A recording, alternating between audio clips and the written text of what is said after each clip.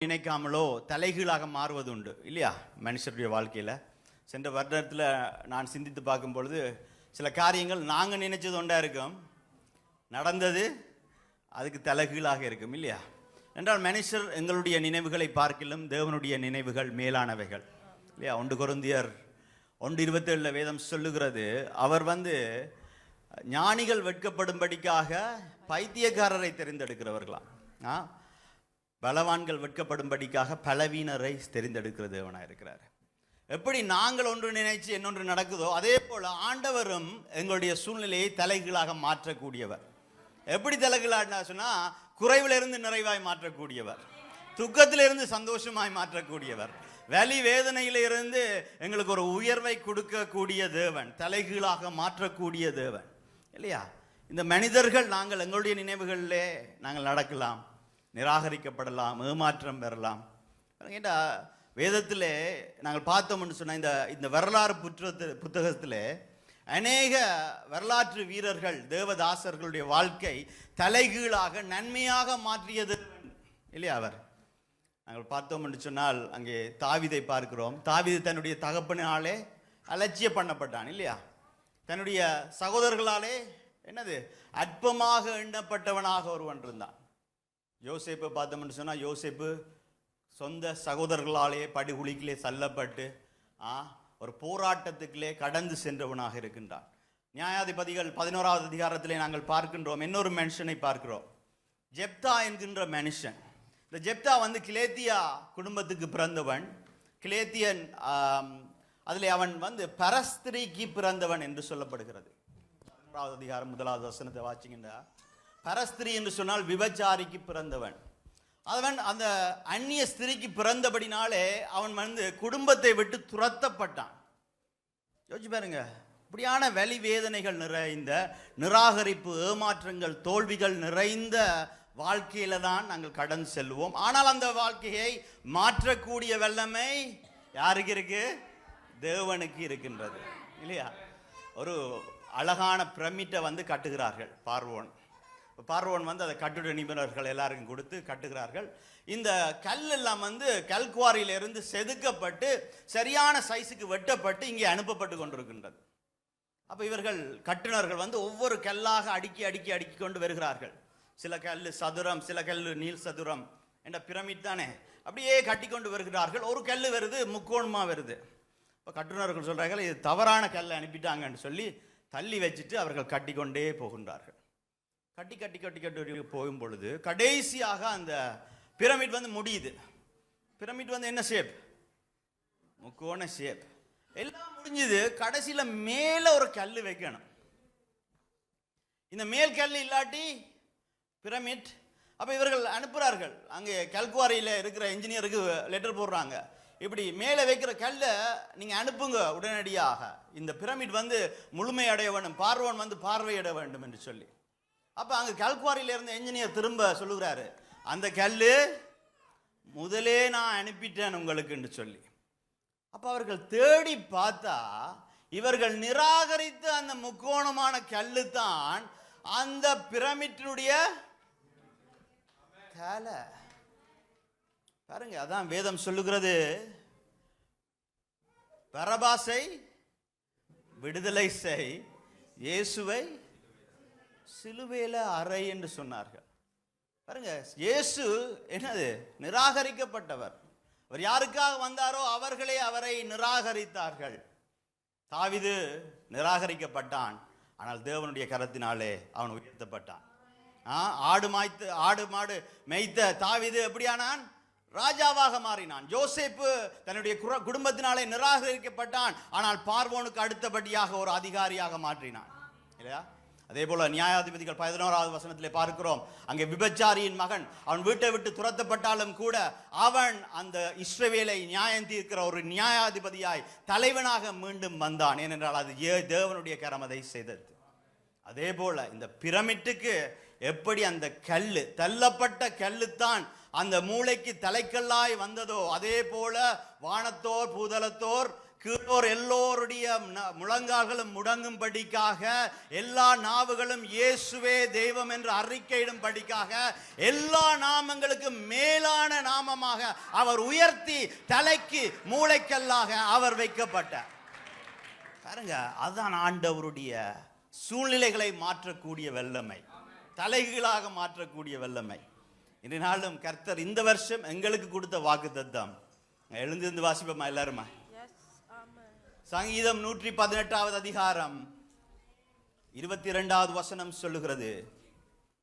சேர்ந்து வாசிப்போம். வீடு கட்டுகிறவர்களுக்கு ஆகாதென்று தள்ளின கல்லே மூளைக்கு தலைக்கல்லாயிற்று, அது கர்த்தரால் ஆயிற்று, அது நம்முடைய கண்களுக்கு ஆச்சரியமா இருக்கின்றது. கர்த்தர் இந்த வருஷத்திலே ஒரு மாற்றத்தை தருகிற தேவனாக இருக்கின்றார். பாருங்க, உதரப்பட்டோம், தள்ளப்பட்டோம், ஆனால் கர்த்தரினாலே தெரிந்தெடுக்கப்பட்டிருக்கின்றோம். அவரினாலே தெரிந்தெடுக்கப்பட்டபடினாலே அவருடைய கரம் எங்களுடைய வாழ்க்கையிலே செயல்படும். எங்களுடைய கண்களுக்கு ஆச்சரியமான காரியங்களை இந்த வருஷம் தேவன் நிச்சயமாக செய்வார். நாங்கள் இருந்து கொள்வோம், அமர்ந்து கொள்வோம். இங்கே 3 காரியங்கள், இந்த வாக்குத்தத்தத்தை 3ஆக நாங்கள் பிரிக்கலாம். முதலாவது, தேவன் எங்களுக்கு கொண்டு வருகின்ற மாற்றம். இந்த வருஷத்திலே ஒரு மாற்றத்தை ஆண்டவர் கொண்டு வருகின்றார். எப்படிப்பட்ட மாற்றம் சொல்லுங்க? தலைகீழாக சூழ்நிலைகள் மாறுகிற மாற்றம். தலைகீழாண்ட நன்மைக்கு ஏதுவாய் எங்களுடைய துக்கங்கள் எல்லாம் சந்தோஷமாய் மாறுகிற மாற்றம். எங்களுடைய நிராகரிப்புகள் எல்லாம் மேன்மையாய் மாறுகிற மாற்றம். இனி கீழானவைகள் எல்லாம் மேலானவைகளாய் மாறுகிற ஒரு மாற்றத்தை ஆண்டவர் கொண்டு வருகிறார். அதுதான் முதலாவது பாகம். அதுல வீடு கட்டுகிறவர்கள் ஆகாதென்று தள்ளின கல்லே, மனுஷர்கள் ஒதுக்கி தள்ளின கல் தேவனுடைய கரத்தினாலே உயர்த்தப்படுகிறது. அதுதான் மாற்றம். தள்ளப்பட்டோம், ஒதுக்கப்பட்டோம், காத்திருந்தோம். அந்த கல் அந்த பிரமிட்டுக்கு கொண்டு போன கல்லை இவர்கள் ஒதுக்கி வச்சுட்டாங்க. யோசிச்சு பாருங்க, ஒரு கட்டிட இடத்துல அது ஒரு பாட்டில் ஒரு மூலையில் கிடந்திருக்கும். அது ஏன் அது ஒதுக்கப்பட்டது? அது மற்ற கல்லுகளை விட வித்தியாசமாக வடிவமைக்கப்பட்டபடினாலே. இன்றைய நாளிலும் நாங்கள் ஒவ்வொருவரும் தேவனுடைய கரத்தினாலே ஆச்சரியமாகவும் அற்புதமாகவும் வித்தியாசமாகவும் உருவாக்கப்பட்டிருக்கின்றோம். அதனாலே மனிதர்கள் எங்களை தள்ளலாம், ஆனால் தேவன் எங்களை தெரிந்து கொண்டிருக்கின்றார். இந்த வருஷம் மாற்றத்தின் வருஷம். 2வது அவர் கொடுத்த வாக்குத்தத்தம் என்ன? தலைக்கல்லாயிற்று என்று சொல்லி அவர் சொல்லுகிற காரியம், அது கர்த்தராலே ஆயிற்று. பலத்தினாலும் அல்ல, பராக்கிரத்தினாலும் அல்ல, தேவனுடைய ஆவியினாலே ஆகும். இது இந்த வருஷம் எங்களுடைய ஆதாரம் பணம் அல்ல, பதவி அல்ல, கல்வி அல்ல, எங்களுடைய பலம் அல்ல, எங்களுடைய ஞானம் அல்ல. தேவன் தான் எங்களுடைய ஆதாரமாக இருப்பார். அவருடைய கரம் தான் எங்களுடைய வாழ்க்கையில இந்த ஆண்டுல எல்லா காரியங்களையும் செய்து முடிக்கிறதா இருக்கிறது. மனிதர்கள் தள்ள தேவனுடைய கரமங்களை உயர்த்துகிற வருஷம் இந்த வருஷம். கடைசியாக அதை பார்த்தோம்னு சொன்னா முடிவுகள், ரிசல்ட்ஸ், மாற்றம் பெறுகிறது. அந்த மாற்றத்துக்கு ஆதாரமாக தேவன் இருக்கின்றார். அதனுடைய முடிவு எப்படி இருக்குமாம்? இந்த வருஷத்தினுடைய முடிவு நம்முடைய கண்களுக்கு ஆச்சரியமா இருக்கும். யாராவது ஏதாவது காரியத்தை பார்த்து ஆச்சரியப்பட்டிருக்கிறீங்களா? இன்றைக்கு கூட நான் பார்க்குறேன், இங்கே எல்லாரும் நீங்கள் இவ்வளோ அழகா வெளிக்கிட்டு வந்ததை பார்க்கவே ஆச்சரியமா இருக்குது இல்லையா? ஆச்சரியம் என்று சொல்லும் பொழுது எங்களுடைய கண்களை பார்த்து பூரித்து போய் சந்தோஷப்பட்டு பிரமித்து போய் நிற்கிற ஒரு காரியம். இந்த வருஷம் நாங்கள் பிரமித்து ஆச்சரியப்பட்டு சந்தோஷப்படுகிற வருஷமாக தேவன் முன்குறித்திருக்கின்றார். நாங்கள் இதை முதலாவது காரியத்தை ஒவ்வொரு காரியமாக நாங்கள் பார்த்து முடித்துக் கொள்வோம். முதலாவது மாற்றம், வீடு கட்டுகிறவர்களுக்கு ஆகாது என்று தள்ளின கல்லே மூளைக்கு தலைக்கல்லாயிற்று. அப்ப இந்த மாற்றம், இந்த வருஷம் ஆண்டவர் ஒரு மாற்றத்தை கொண்டு வருகிறார். எந்தெந்த இடங்களிலே எல்லாம் நாங்கள் ஏமாற்றம் அடைந்தோமோ, எந்தெந்த இடங்களெல்லாம் ஒதுக்கப்பட்டு வைத்தோமோ, எந்த இடங்களெல்லாம் நிராகரிக்கப்பட்டு தள்ளப்பட்டு இருந்தோமோ, அந்த குறைவுள்ள இடங்களில் எல்லாவற்றையும் ஆண்டவர் மாற்றுகின்றார். அதை தலைகீழாக மாற்றுகின்றார். எங்களுக்கு ஒரு உயர்வை கொண்டு வருகின்றார். இது உயர்வின் வருஷமாக இருக்கின்றது. பாருங்க, இந்த மூளைக்கு தலைக்கல் என்று சொன்னாலே அது கிறிஸ்து தான். இயேசுதான் இந்த வருஷத்தின் எங்களுடைய மூளைக்கல்லாக இருக்கிறார். எங்களுடைய வாழ்க்கையின் மூளைக்கல் அவர்தான். எங்களுடைய ஆதாரம் அவர்தான், மூளைக்கல். அதான் 1 பேதுருவில் 2வது அதிகாரத்தில் நாங்கள் பார்த்தோம் என்று சொன்னால் 4வது வசனம், மனுஷரால் தள்ளப்பட்டதாயினும் தேவனால் தெரிந்து கொள்ளப்பட்டதும். யாரை பற்றி சொல்லப்படுகிறது? இங்கே இயேசுவை பற்றி சொல்லப்படுகின்றது. மனுஷரால தேவன் தள்ளப்பட்டார், இயேசு தள்ளப்பட்டார், நிராகரிக்கப்பட்டார். ஆனால் தேவனாலே அவர் தெரிந்து கொள்ளப்பட்டவராயிருந்தார். விலையேற பெற்றதுமாயிருக்கிற ஜீவனுள்ள கல்லாகிய அவரிடத்திலே சேர்ந்தவர்களாகிய யாரு? நாங்களும். அப்ப ஜீவனுள்ள மூளைக்கல்லாகிய கிறிஸ்துவிடத்திலே சேர்ந்தவர்களாகிய நாங்களும் எப்படி இருப்போமாம்? அடுத்த வசனம் சொல்லுகிறது. ஒரு ஆள் சத்தமா வாசிங்க பாப்போம். ஜீவனுள்ள கற்களை போல ஆவிக்கேற்ற மாளிகையாகவும் இயேசு கிறிஸ்து மூலமாய் தேவனுக்கு பிரியமான ஆவிக்கேற்ற பலிகளை செலுத்தும்படிக்கு பரிசுத்த ஆசாரிய கூட்டமாகவும் கட்டப்படுகின்றோம். அப்ப எப்படி இயேசு தள்ளப்பட்டவர் தேவனுடைய கரத்தினாலே தெரிந்து கொள்ளப்பட்டவராக இருந்தாரோ, அதே போல இந்த வருஷம் அந்த ஜீவனுள்ள கல்லை விசுவாசிக்கின்ற நாங்களும் அவருடைய மாளிகையாக நாங்கள் கட்டப்படுவோம், அவருடைய ராஜரீக கூட்டமாக நாங்கள் எழுவோம் என்று வேதம் சொல்லுகிறது. சோ இந்த வருஷம் எங்களுக்குள்ளே ஒரு மாற்றத்தை ஆண்டவர் கொண்டு வருகிறார். அந்த முதலாவது மாற்றத்திலே முதலாவது என்னன்னு சொன்னால், தள்ளப்பட்ட இடத்திலிருந்து தெரிந்து கொள்ளப்படும் இடத்திற்கு செல்லும் வருடமாக இருக்கின்றது. ஆமாம், இந்த வருஷம் எப்படியாம்? தள்ளப்பட்ட இடத்திலிருந்து. இந்த ஆலயம், சாலமோன் ஒரு ஆலயத்தை கட்டினார் என்று எங்கள் எல்லோருக்குமே தெரியும். அதுல முதலாவது ராஜாக்கள் 6வது அதிகாரத்தில் 7வது வசனம் இப்படியாய் சொல்லுகிறது. நான் வாசிக்கிறேன். ஆலயம் கட்டப்படுகையிலே அது பணி தீர்ந்து கொண்டு வரப்பட்ட கற்களாலே கட்டப்பட்டதா. எப்படிப்பட்ட கற்களால? பணி தீர்ந்து கொண்டு வரப்பட்ட கற்கள். அப்படியே என்றால் கல்குவாரியிலேயே அந்த பணி, அந்த கல்லு வெட்டுகிற பணி தீர்ந்து அந்த கற்களை கொண்டு வந்துதான் இந்த ஆலயத்தை கட்டினார்களாம். அடுத்ததாக சொல்லுகிறது, ஆகையால் அது கட்டப்படுகிற போது சுத்திகள், வாட்சிகள் முதலான எந்த இரும்பு ஆயுதங்களும் சத்தமும் அந்த இடத்திலே கேட்கவில்லை. ஏன்? ஏற்கனவே அது செதுக்கப்பட்டு வருகிற கல். அதே போல இந்த தலைக்கு மூளைக்கல் என்று சொன்னால், அங்கே செதுக்கப்பட்டு வந்த கல்லு அங்கே இவர்கள் கட்டும் பொழுது அது வேறொரு வடிவத்திலே இருந்தபடினாலே அதை ஒதுக்கி வைத்தார்கள்.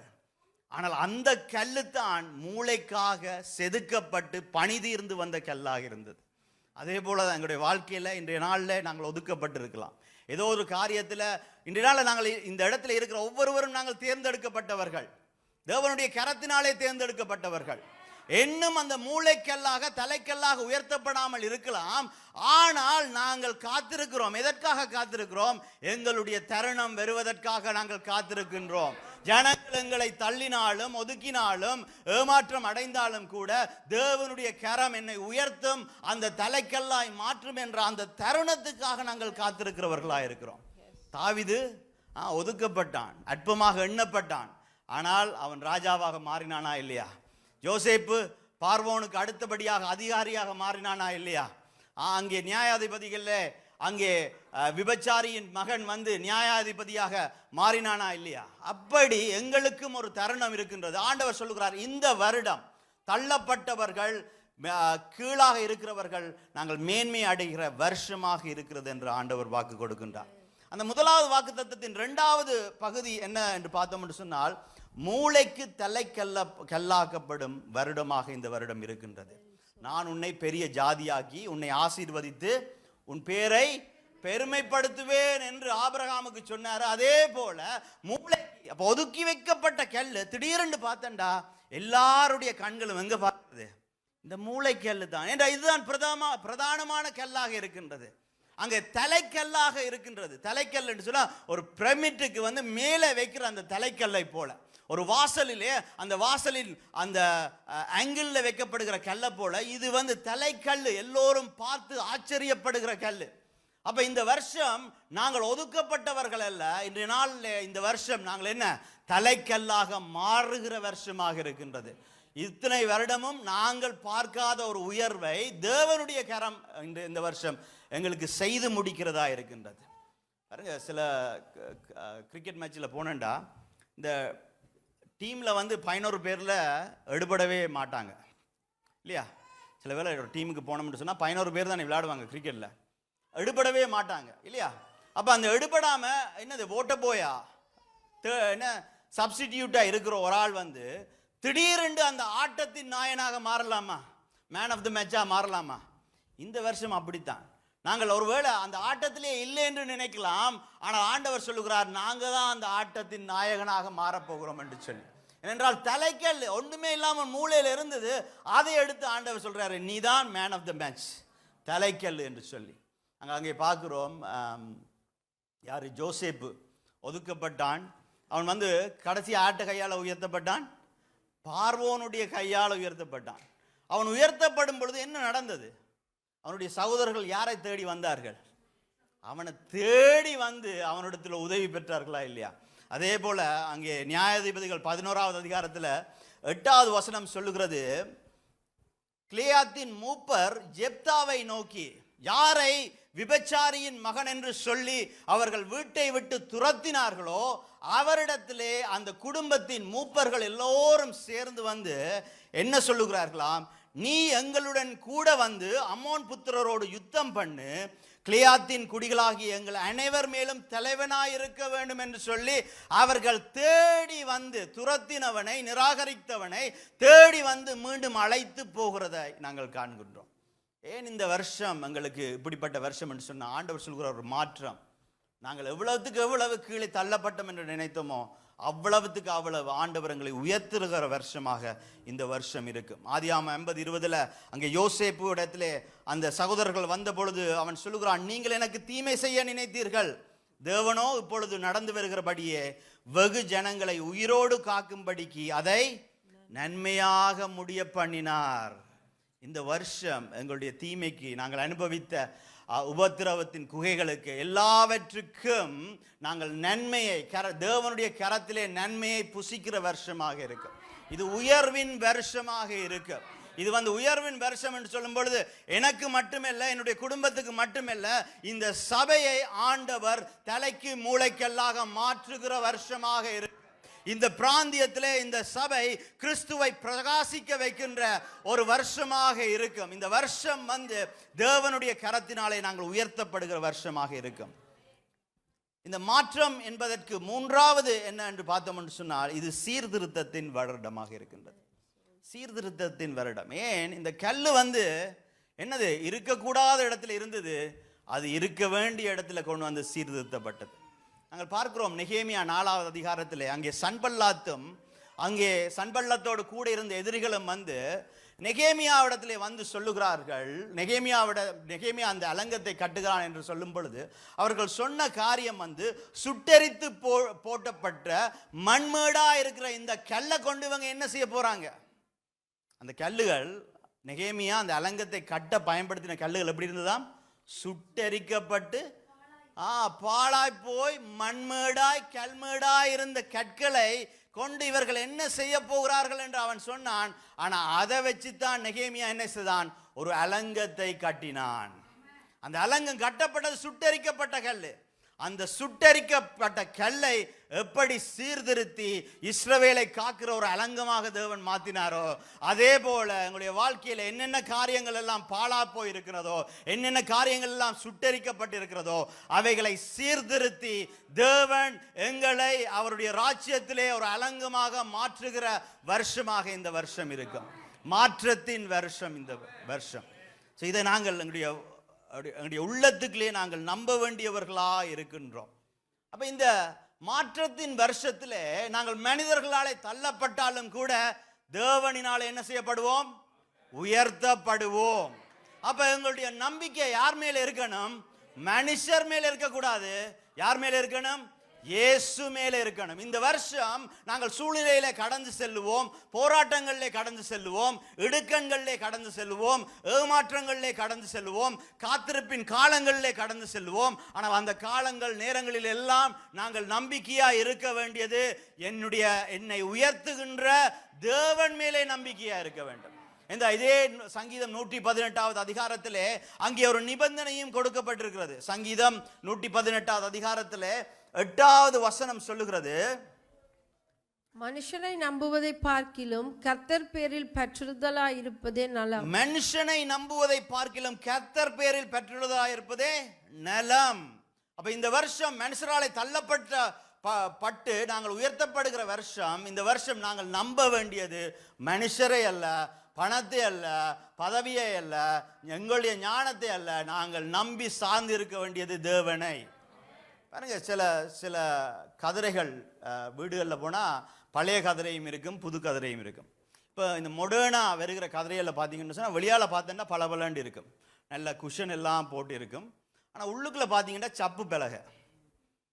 சில வேளை அதை நம்பி இருந்தோம்னு சொன்னால் உடைஞ்சு போயிடும். ஆனால் பழங்காலத்து கதிரையிலண்டா அப்படின்னா கருங்காலி கேள்விப்பட்டுக்கிறீங்களா? கருங்காலி மரம். அந்த கருங்காலி மரத்தில் செய்த கதிரை போய் இருந்தோம்னு சொன்னால் பார்க்க பழசாக தான் இருக்கும். இந்த வருஷம் நாங்கள் வெளிப்பிரகாரம் பார்த்து, மனிதர்களை பார்த்து, மனிதர்களுடைய பதவியை பார்த்து, மனிதர்களுடைய பணத்தை பார்த்து, அவர்களுடைய ஞானத்தை பார்த்து, மனிதர்கள் மேலே நம்பிக்கையாய் போய் அங்க அந்த கதிரையில போய் இருந்தோம்னு சொன்னா சப்பு பலகை உடைஞ்சு போயிடும். எங்களுடைய வெயிட்டை தாங்கக்கூடிய கதிரையில தான் நாங்கள் நம்பி உட்கார வேணும். அந்த கதிரை யார் இந்த வருஷம்? இயேசு கிறிஸ்து தான் அந்த கதிரையாக இருக்கின்றார்.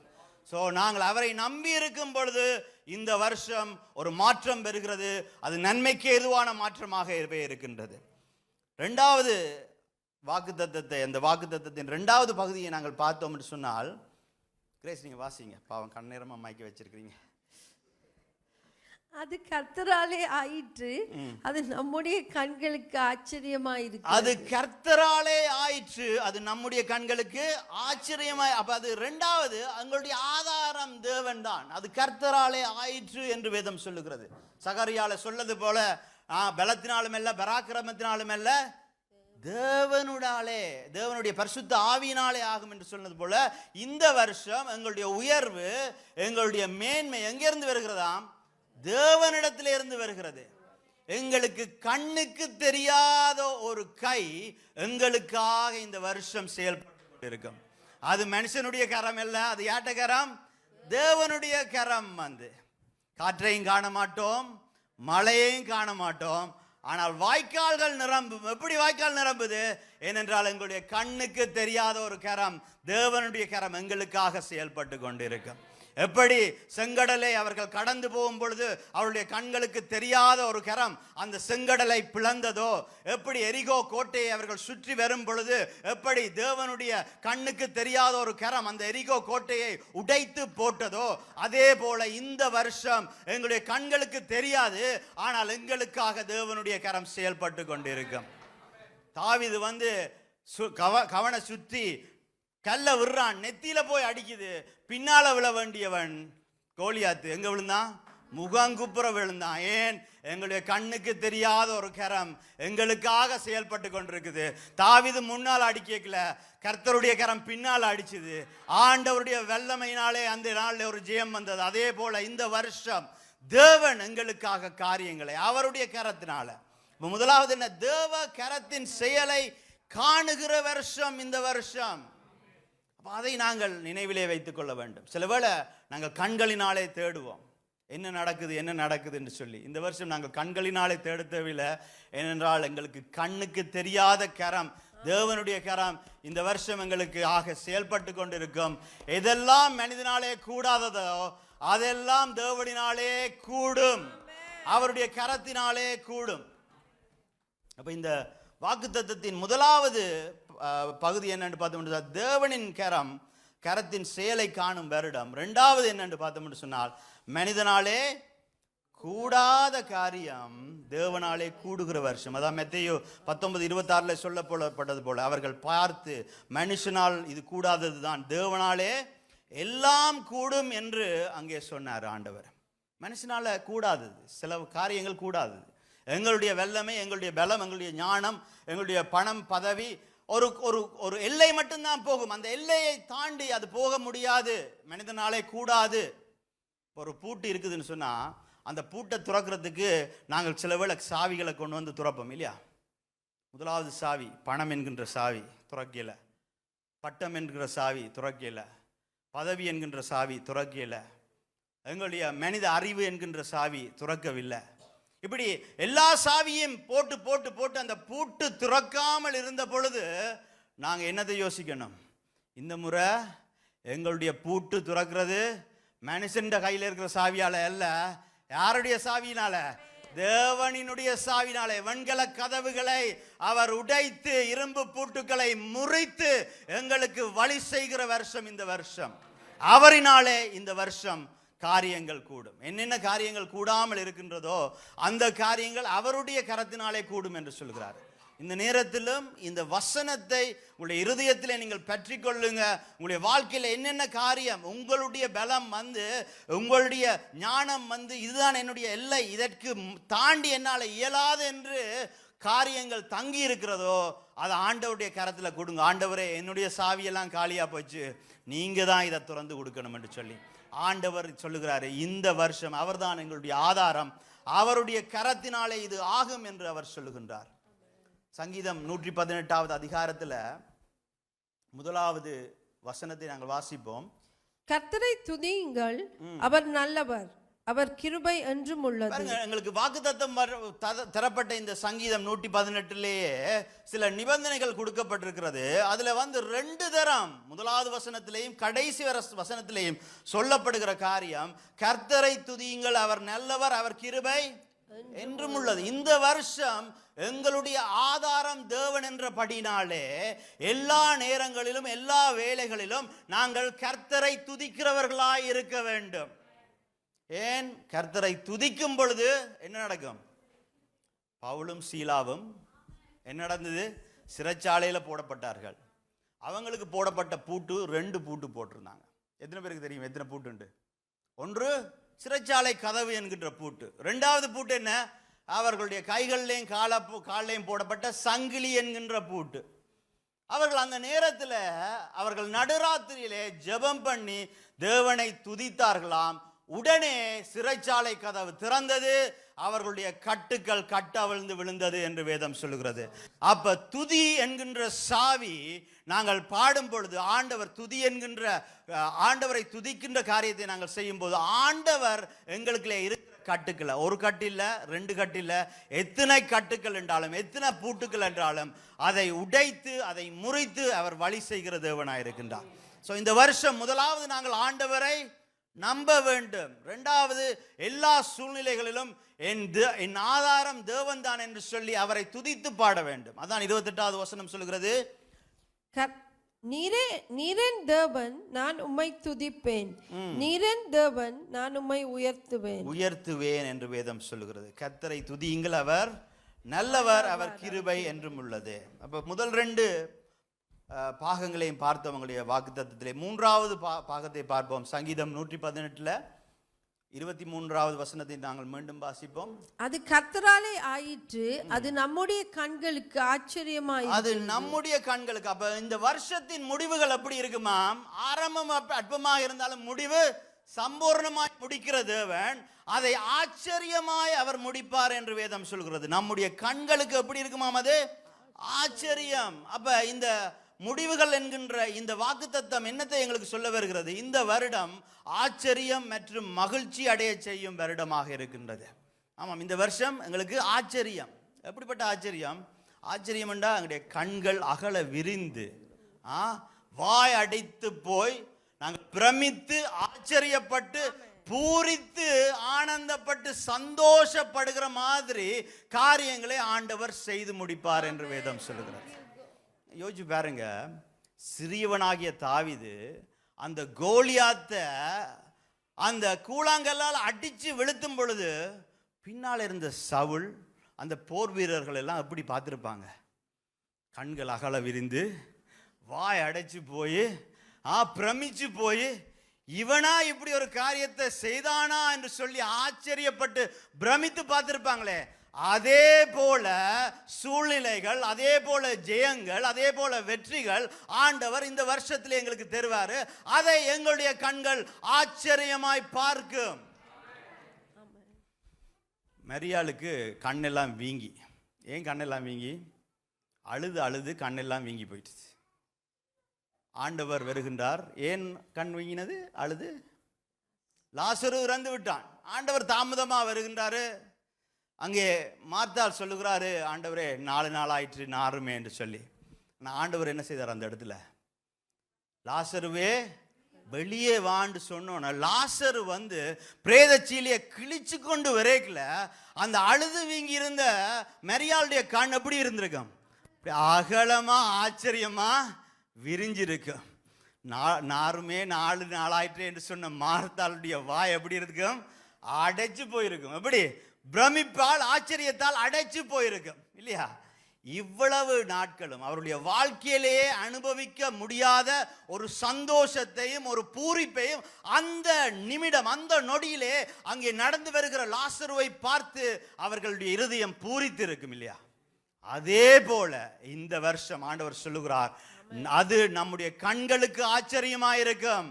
நாங்கள் ஆச்சரியப்பட்டு பிரமித்து சந்தோஷப்பட்டு நாங்கள் எங்களுடைய வாழ்க்கையில பூரிக்கின்ற தருணங்களை ஆண்டவர் இந்த வருஷம் எங்களுக்காக வைத்திருக்கின்றார். அதை நாங்கள் விசுவாசிக்க வேண்டியவர்களாக இருக்கின்றோம். சங்கீதம் 126வது அதிகாரத்தில் வேதம் சொல்லுகிறது, சியோனின் சிறையிருப்பை கர்த்தர் திருப்பும் போது சொப்பனம் காண்கிறவர்கள் போல இருந்தோம் என்று வேதம் சொல்லுகிறது. இந்த வருஷம் நாங்கள் எப்படி இருக்க போறோம் தெரியுமா? சொப்பனம் காண்கிறவர்களை போல இருக்க போறோம். பக்கத்தில் இருக்கிறாள் கிள்ளி உங்களோட குடும்பத்தாள்னு சொன்னா, இந்த வருஷம் உங்களுக்கு கொஞ்சம் பிரச்சனை கொடுத்தாருன்னா கொஞ்சம் இறுக்கிய கிள்ளுங்க, நல்லவராக இருந்தால் கொஞ்சம் மெல்லமா கிள்ளுங்க, கிள்ளி சொல்லுங்க, கனவு காணுகிற வருஷம் இது.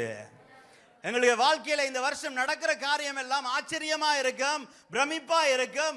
நாங்கள் சொப்பனம் காண்கிறவர்களை போல இந்த வருஷம் தேவனை துதித்து பாடி நாங்கள் செல்லுவோம். ஏனென்றால் இந்த வருஷம் வந்து சிறையிருப்பை ஆண்டவர் திருப்புகிற வருடம். எப்படி சியோனின் சிறையிருப்பை திருப்பி அவர்கள் சொப்பனம் காண்கிறவர்கள் போல அவர்களை வழிநடத்தினாரோ, அதே போல எங்களுடைய சிறையிருப்பை திருப்பி இந்த வருடம் கர்த்தர் எங்களை சொப்பனம் காணுகிறவர்கள் போல வழி நடத்துவார். என்னென்ன சிறையிருப்புகள், என்னென்ன காரியங்கள்ல கட்டப்பட்டு இருக்கிறோம், என்னென்ன காரியங்கள்ல ஒடுக்கப்பட்டு இருக்கின்றோம், என்னென்ன காரியங்கள்ல நாங்கள் நெருக்கப்பட்டிருக்கிறோமோ அந்த நெருக்கங்கள் இந்த வருஷம் விலகும் என்று ஆண்டவர் சொல்லுகின்றார். விலகி அந்த கதவுகள் திறக்கும் பொழுது நாங்கள் ஆச்சரியப்பட்டு சொப்பனம் காண்பவர்களை போல நாங்கள் நடந்து திரிவோம். அது இந்த வருஷம் நிச்சயமாக எங்களுடைய வாழ்க்கையிலே நிகழும். சங்கீதம் 118 23 24வது வசனத்தில் ஒரு நிபந்தனை கொடுக்கப்பட்டிருக்கிறது. என்ன நிபந்தனை என்று நாங்கள் பார்த்தோம் என்று சொன்னால், அது கர்த்தராலே ஆயிற்று, அது நம்முடைய கண்களுக்கு ஆச்சரியமாயிருக்கிறது. 24வது என்ன சொல்லுகிறது? இது கர்த்தர் உண்டு பண்ணின, இது கர்த்தர் உண்டு பண்ணின வருஷம், இதிலே களி கூர்ந்து மகிழ்ந்திட கடவோம். இந்த வருஷம் தேம்பி தேம்பி அழுகிறது, வருகிற பிரச்சனையை பார்த்து சோர்ந்து போகிறது, ஊழியத்துக்கு வரமாட்டேன் என்று சொல்றது, சபைக்கு வராமல் வீட்டில் இருந்து ஹேங்கச்சீவை வச்சு துடைச்சு கொண்டிருக்கிறது, மற்றவர்களோடு கசப்பாக இருக்கிறது, சண்டை போடுகிறது, இதெல்லாம் இந்த வருஷம் வேண்டாம். ஆண்டவர் சொல்லுகிறாரு, இந்த வருஷம் எப்படியான வருஷம் அவங்களுக்கு? இந்த வருஷம் கர்த்தர் உண்டு பண்ணின வருஷம், இதிலே களி கூர்ந்து மகிழ கடவோம். அப்ப இந்த வருஷம் நாங்கள் முதலாவது எங்களுடைய நம்பிக்கையை தேவன் மேலே வைக்க வேண்டும். அப்படி வைக்கும் பொழுது மனுஷராலே தள்ளப்பட்ட இடங்களிலே தேவன் எங்களை உயர்த்துவார். இரண்டாவது காரியம், நாங்கள் மகிழ்ந்து தேவனை துதிபாட வேண்டும். அப்படி துதிபாடும் பொழுது கர்த்தருடைய கரம் எங்களுடைய வாழ்க்கையிலே அடைக்கப்பட்ட இருக்கிற வாசல்களை திறந்து அவரே எங்களுடைய வாழ்க்கையின் ஆதாரமாக இருப்பார். மூன்றாவது காரியம், ஆச்சரியமான காரியங்களை நாங்கள் காண்போம். இந்த வருஷம் நாங்கள் கர்த்தருக்குள்ளே மகிழ்ந்து களி கூறுகிற வருஷமாக இருக்கின்றது. நாங்கள் என்ன விதமான பிரச்சனை வந்தாலும், என்ன சோர்வு வந்தாலும், எங்களுடைய மனதிலே எங்களுடைய இருதயத்திலே நாங்கள் விசுவாசிக்க வேண்டும், கர்த்தருடைய கரம், என்னுடைய கண்ணுக்கு தெரியாத கரம் பின்னால் செயல்பட்டு கொண்டிருக்கிறது. அதனால் நான் சோர்ந்து போக மாட்டேன், அதனால் தேம்பி அழமாட்டேன், நான் கர்த்தருக்குள்ளே களி கூர்ந்து மகிழ்ந்து இருப்பேன் என்கின்ற நாங்கள் சொல்லக்கூடிய வருஷமாக இருக்கும். ஸோ இந்த காரியங்களை நாங்கள் தொடர்ந்து இந்த மாதத்திலே வருகிற வாரங்களிலே நாங்கள் இன்னும் ஆழமாக இந்த வாக்குத்தத்தத்தை நாங்கள் பார்ப்போம். இந்த நாளில் நேரம் குறைவாக இருக்கிறபடினால நாங்கள் இந்த நாளை நாங்கள் மகிழ்ந்து தேவனுக்குள்ளே களி கூர்ந்து ஒரு பாடலை பாடும்படிக்காக நாங்கள் இந்த காரியத்தை நாங்கள் முடித்துக்கொள்வோம். ஸோ நாங்கள் எல்லாருமாக எழுந்திருந்து நாங்கள் கர்த்தர் கொடுத்த இந்த வாக்குத்தத்தத்துக்காகவும் எங்களுக்காக தேவன் வைத்திருக்கிற வாக்குத்தத்தத்துக்காகவும் நாங்கள் நன்றி செலுத்தி, இந்த நேரத்தில் இந்த இடத்துல பாடல் பாடுகிற நேரத்தில் உங்களுக்கான தனிப்பட்ட வாக்குத்தத்தங்கள் உங்களுடைய குடும்பத்துக்கான தனிப்பட்ட வாக்குத்தத்தங்கள் ஒரு பெட்டியிலே முன்பாக வைக்கப்பட்டிருக்கிறது. அதை ஒரு ஆள் மேலே வச்சு விட்டீங்கன்னா அது பெட்டராக இருக்கும். ஓகே. ஸோ பாடிக்கொண்டிருக்கும் பொழுது தேவனை துதித்து பாடுங்கள், ஆண்டவரிடத்தில் ஜெபியுங்கள். ஜெபித்து அந்த தருணம் வரும்பொழுது நீங்கள் முன்பாக நீங்கள் ஒப்பு கொடுத்து இந்த வாக்குத்தத்தம் தேவனினாலே உங்களுக்கு கொடுக்கப்படுகிறது என்ற விசுவாசத்தோடு பெற்றுக்கொள்ள போங்க. இது ஒரு குறி சொல்லுகிற நேரம் அல்ல, நாங்கள் யோசிக்கணும். நாங்கள் தேவனிடத்திலே ஜெபித்து, ஆண்டவரே இந்த புதிய வருஷத்துக்குள்ளே நான் ஒரு புதிய காலத்துக்குள்ளே கடந்து செல்கின்றேன். இந்த புதிய காலத்துக்கான தேவனுடைய திட்டம் ஒன்று இருக்கின்றது. அந்த திட்டத்தை இந்த வாக்குத்தத்தத்தின் மூலமாக எனக்கும் என்னுடைய குடும்பத்துக்கும் வெளிப்படுத்தும் என்று சொல்லி ஆண்டவரிடத்திலே ஒப்பு கொடுத்து நாங்கள் இந்த காரியத்தை செய்வோம். ஸோ நாங்கள் இந்த பாடலை பாடுகிற நேரம்தான் நீங்கள் ஒவ்வொருவராக இந்த வாக்குத்தத்தத்தை பெற்றுக்கொள்ளலாம்.